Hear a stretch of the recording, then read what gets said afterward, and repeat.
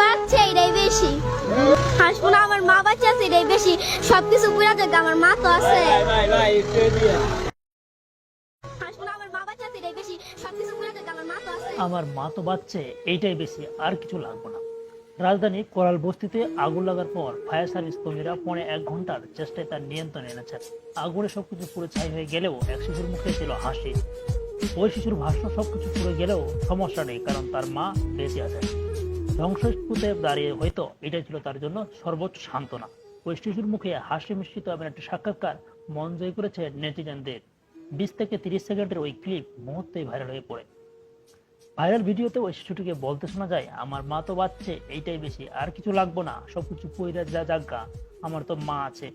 মানুষ থাকলেই তো কামাই করতে পারবো, মানুষ না থাকলে কি হইব, মানুষ থাকলে সবকিছু করা যাইব, মাই আছে। সোশ্যাল মিডিয়াতে ছড়িয়ে পড়া ওই ভিডিওতে ব্যবহারকারী শিশুটির সাহসিকতা ও মায়ের প্রতি বিশ্বাস ভালোবাসার প্রশংসা করেছে। মা মানেই মায়া।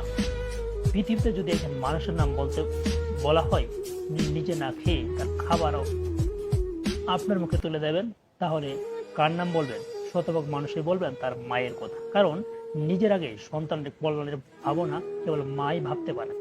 নিজেকে উজাড় করে নিঃশেষ করে কেবল আরেকটি জীবন করে যাওয়া, এতে ভালোবাসার আত্মতৃপ্তি ছাড়া কিছুই হয়তো মেলে না তাদের।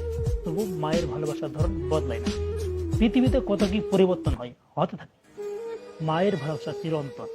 সন্তানের অসুখে মায়েরা একই রকম ভাবে রাত জাগে, একই রকম ভাবে উদ্বিগ্ন হয় এবং তার ভবিষ্যৎ নিয়ে।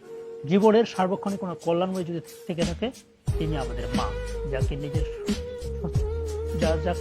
নিজের সত্তা থেকে কখনো আলাদা মনে হয়। আলাদা যে মানুষ, কিন্তু আমার থেকে আলাদা নয়। মানব জীবনে এই ভাবনাটুকু বড় আনন্দের, আর আমাদের জীবনে এ আনন্দ হলো আমাদের মা।